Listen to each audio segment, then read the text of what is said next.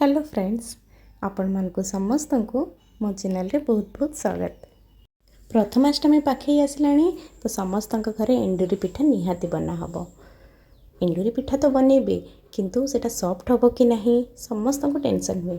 तो चलंतु आज मु देखेबी केमती एंडुरी पिठा सॉफ्ट हबो और खाया पे बहुत भलो भी लागिबो। फर्स्ट एठी मु मेजर करके गोटे कप अरुआ चाउल को नेछि। सेम कप रे मु एठी 3-4 कप नहीं बिरी मन रखिए 3-4 कप चाउल टिके क्वांटिटी कम रहिबो बिरीर। तापर एठी मु बिरी और चाउल को अलग अलग भेदे नहीं या को आराम रे 6 ରୁ 7 घंटा भेदिया पई छाड़ी देबे। एठी चाउल बिरी बतुरेबार 6 ରୁ 7 घंटा हो गलानी। बिरी को एठी मु भल से धोई के ताको ग्राइंड कर नीची। ग्राइंड कला बेले सब बेले मन रखिए मिनिमम पानी जी दरकार से ही ऐड करेंगे कहीं बैटरटा आमको बहलिया दरकार। बिरी को एठी मु बाटी नहीं देखु बिरी एकदम फाइन पेस्ट हवा दरकार, जमार भी खदड़िया रखिबेनी। तापर एठी मु बिरी को गोटे बड़ डेक्ची रे काढ़ी रखी नहीं कहीं जिते फर्मेंटेशन हम से आहरी फुलिबो तो ताको स्पेस दरकार फुलिया पाई। तो सब गोटे बड़ जगार ही ट्रांसफर करेंगे।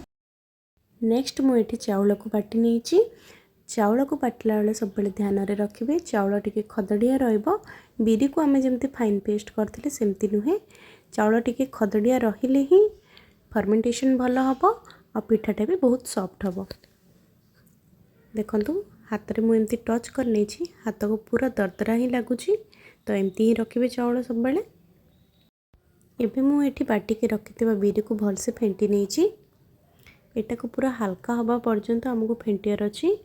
मत ये फेंटिया 5 ରୁ 10 मिनट टाइम लगी। तो आपण क्वांटिटी अनुसार आपन कम बेसी लगी पारे। भल से फेंटी गला परे एथरे मु बाटी के रखितबा चाउल को एबे ऐड कर नेछि।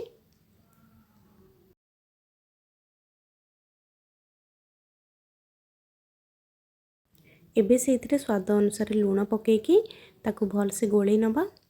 जेहेतु एटा शीत दिन तो लूण जदि आम पकेकी रखुछे तो सेटा फर्मेंटेशन टिके जल्दी हो जाए।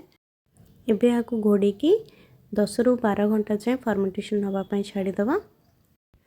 तापर एठी मु पिठा पाई गोटे पूरा प्रस्तुत करने एठी मु नड़िया गुड़ अल्प चीनी को भल से भाजी नहीं। पूरा आपण चॉइस अनुसार बनै पारिबे। आम घरे समस्ते नड़िया पूरा पसंद करते से मु नड़िया पूरा प्रस्तुत करछि। तापर एठी मु किछि छेना को ऐड करने। छेना टोटाली एठी ऑप्शनल, आपण खाली नड़िया रे भी पूरा प्रस्तुत करि परिबे। जदि नड़िया पूरा आपण बनाउचंती तो ताहले एटा को पूरा ड्राई करिवेनी, टिके सेथिरे मॉइस्चर रहिले खाइबा पई बहुत ही भल लागि थाए। तो एठी पूरा भी पूरा रेडी ही गलानी। पाखापाखी 11 ରୁ 12 घंटा पर मु एठी बैटर को चेक करने छी आ बैटर एकदम रेडी ही जाइए। देखंतु एटी केमती फर्मेंट होइछि बैटर। जदि आपण देखिबे से साइज रे पूरा डबल हो जाइछि। आमे भीतर देखिले से पूरा जालीदार होइकि रेडी होइछि। तो एमती हेले आपण जानिबे बैटर एकदम रेडी हो जाइछि बोली। तो एठी आमे बैटर को बेसी मिक्स करबानी, बेसी मिक्स कले से जो फर्मेंटेशन होइछि से पूरा आउरी दबी जीवो। तो आमे चलंतु भी पिठा प्रस्तुत करनबा। सेथि पय मु स्टीमर रे किछि हल्दी पत्र स्टेम को पके नेछि तार फ्लेवर पाई। आउ एबे चलंतु आमे पिठा गढ़िया स्टार्ट करदबा। पिठा गढ़िया पाई फर्स्ट मुठी हल्दी पत्र को भल से काटी के धोई नेछि। तापरे एठी हल्दी पत्र रे मुठी के ऑयल लगे नउछि जा फल रे पिठा हमर पत्र रे लागिबनी। तापरे किछि बैटर को एठी पके की पत्र रे भल से स्प्रेड करनबा। पिठा गढ़ीबाटा ही एक्चुअली ए रेसिपी रो टिके ट्रिकी पार्ट।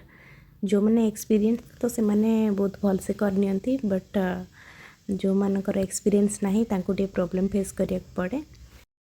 बट एते भी प्रॉब्लम नुहे, गोटे दीटा पिठा जदि आपनकर खराब भी होचे किसी टेंशन नहीं। गोटे दीटा पर ऑटोमेटिकली आपण ताको बहुत भल से फोल्ड करी सिखिबे। तो एठी मो मझिरे पूरा को दे नेची आ ताको फोल्ड कर नेची भल से। सेम वे रे बाकी सब पिठा को भी मु प्रस्तुत कर नेची। यही पिठा को थरे निश्चय ट्राए करंतु, खाइबा पई बहुत भलो लागिबो।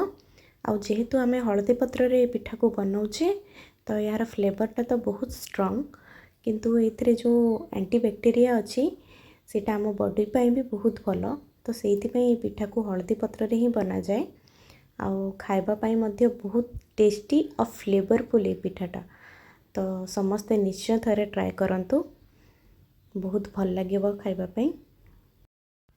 यही प्रथमाष्टमी रे पिठा को बनातु निजर फैमिली और फ्रेंड्स संगे एंजॉय करंतु। आपण मानकु समस्तंकु मो तरफ प्रथमाष्टमी रो अनेक अनेक शुभेच्छा। आशा करछि मो वीडियो भल लागुथबो समस्तंकु।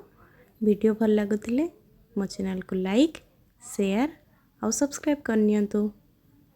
पिठा सब एठी रेडी हो गलानी एबे आमे आको स्टीम करनबा। स्टीमर रे केयरफुली सब पिठा को रखिकी या को 8 रु 10 मिनिट जाए स्टीम करनेबे।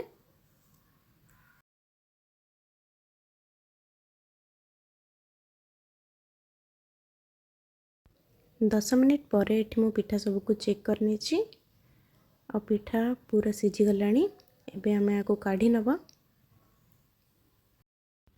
एबे एकदम रेडी हो जाई छी हमर एंडूरी पिठा किंबा हळदी पत्र पिठा। या को मो घुगनी संगे सर्व करने छी। घुगनी रो रेसिपी ऑलरेडी मो चैनल रे अपलोड हे छी। मो डिस्क्रिप्शन बॉक्स रे तार लिंक दे नेबी आपण सेठी जाके चेक करि परिबे। देखंतु पिठा एकदम सॉफ्ट बनी छी। छोटो छोटो टिप्स को ध्यान रे रखिले पिठा एकदम सॉफ्ट बनिबो। रहउची नमस्कार।